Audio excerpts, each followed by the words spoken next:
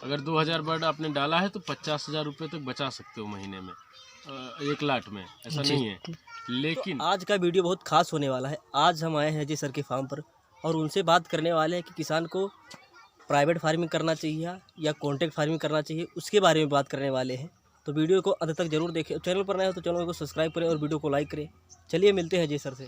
Sir, आज का दौर बहुत महंगाई में है और किसान भाइयों को कौन सी फार्मिंग करना चाहिए, कॉन्ट्रैक्ट फार्मिंग करना चाहिए या प्राइवेट फार्मिंग करना चाहिए, उसके बारे में थोड़ा बताएं।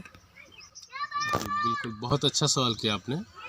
देखिए, मेन चीज़ जो है वो है ये कि किसान भाइयों को अभी के समय पे, जैसे कि आज का जो रेट है चूजे का जी, वो कॉप का जो बर्ड है वो 36 रुपये का बर्ड है और इसके नीचे ही होगा, शायद सारे बर्ड इसके नीचे ही होंगे, पर 36 रुपये और 30 रुपये के बीच में बर्ड का रेट है अभी। जी, जो सबसे अच्छा चिक्स होता है। हाँ, उसका। और आपको बताना चाहेंगे कि जो पोल्ट्री तैयार होती है अपनी, इसका अभी तो रेट फ़िलहाल ठीक ठाक है, 100 प्लस में चल रहा है। लेकिन यही अगर आज के 10 दिन पहले हमारा माल तैयार हो गया होता तो ये समझ लीजिए कि उससे 88 रुपये 85 रुपये का रेट था। जी, तो कहीं ना कहीं किसान भाइयों को बहुत ही ज़्यादा लॉस हो जा रहा था, जिसका मुर्गा इस बीच में तैयार हो रहा था। अगर प्राइवेट फार्मिंग कर रहे हैं तो जी, प्राइवेट में। पर जब किसान कॉन्ट्रैक्ट बेस पे काम करता है तो उसको बहुत ही अच्छा रहता है। कैसे? इसका रीज़न है, जी, जी, आपका मुर्गा चाहे 98 रुपये में बिके, चाहे 108 रुपये में बिके, जी, आपका FCR अगर ठीक ठाक है तो आपको उतना पैसा कंपनी देगी जितना आपका मानक है। जी, जैसे आपको तैयार करना है मुर्गा, मान लीजिए कि 81 रुपये में आपको मुर्गा तैयार करना है, जी, तो आपको ये 81 रुपये में अगर आपने मुर्गा तैयार कर दिया है तो कंपनी आपको 8 रुपये पर केजी के हिसाब से देगी ही देगी।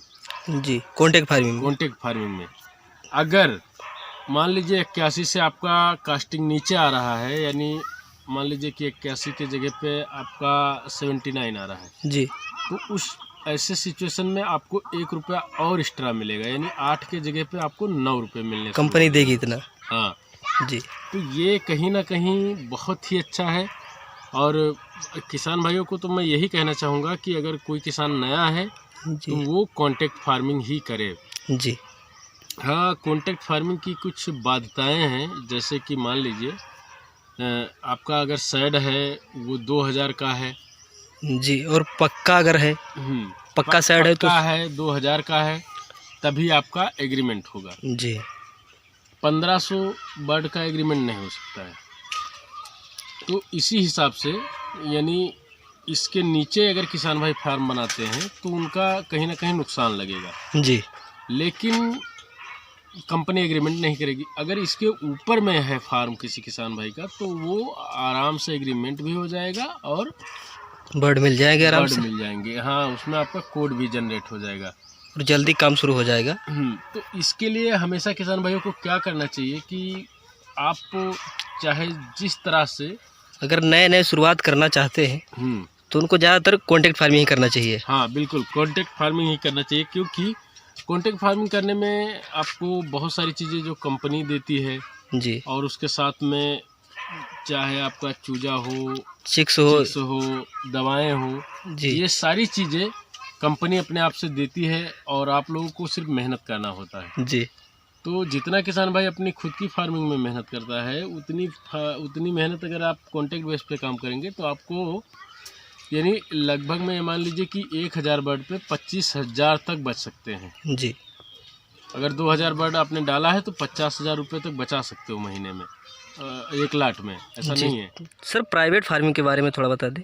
प्राइवेट फार्मिंग, जैसे कि आप प्राइवेट फार्मिंग कर रहे हैं, जी, उसमें आपने बहुत मेहनत किया और आपका मुर्गा जो है, जी, यानी 3 किलो दाना खा करके, 3.5 किलो दाना खा करके लगभग 2 किलो का वेट भी ले लिया। जी, पर मान लीजिए कि आपको 88 रुपये का रेट मिल गया, जी, तब तो आपका नुकसान हो जाना है। प्राइवेट में। हाँ, प्राइवेट में आपकी सारी मेहनत बेकार हो जाएगी।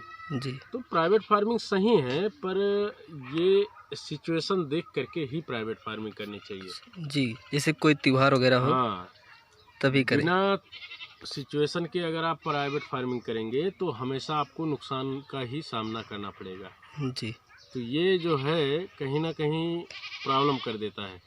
इससे मैं तो यही कहना चाहूँगा किसान भाइयों को कि अगर आपको हर एक सीज़न में अच्छा पैसा कमाना है तो आप कॉन्ट्रैक्ट बेस पे काम करें। जी जहाँ तक मेरा ख्याल है, बाकी बहुत सारे किसान हैं, कोई प्राइवेट से सक्सेस है, कोई कम कॉन्ट्रैक्ट से सक्सेस है, जी तो वो अपने हिसाब से करे। पर मेरा जो मानना है वो है ये कि अगर हम कॉन्ट्रैक्ट बेस पे काम करेंगे तो हमें कहीं ना कहीं ज़्यादा प्रॉफिट हो सकता है। सर, त्योहार का कुछ स्पेशल होता है? जी बिल्कुल। देखिए त्यौहार जो होते हैं, जैसे कि हिंदू भाइयों में एक त्यौहार आता है होली, दिवाली, जी दशहरा के बाद में, और मुस्लिम भाइयों का भी बहुत सारा त्यौहार है, जैसे ईद हो गया, बकरीद हो गया, मुहर्रम हो गया, तीजा हो गया, ग्यारही हो गया। जी जी इन सारे त्योहारों पे अगर आपका मुर्गा तैयार हो गया है और बिक रहा है, जी तब आपको एक बहुत ही बेहतर रेट मिल जाएगा त्योहार में। हाँ, लेकिन अगर ये त्यौहार से कहीं हटके है तब तो आपको दिक्कत ही होगी, दिक्कत का सामना करना पड़ेगा, रोना पड़ेगा। उतना प्रॉफिट जितना समझ रहे हैं आप उतना नहीं हो सकता उतना है। नहीं हो सकता है। तो इसलिए किसान भाइयों को हमेशा एक चीज़ का ध्यान रखना है कि अगर वो कॉन्ट्रैक्ट बेस पे नहीं काम कर रहा है, अपना खुद का ही काम कर रहा है, तो वो हमेशा त्यौहार को देख करके ही मुर्गा पालन करे।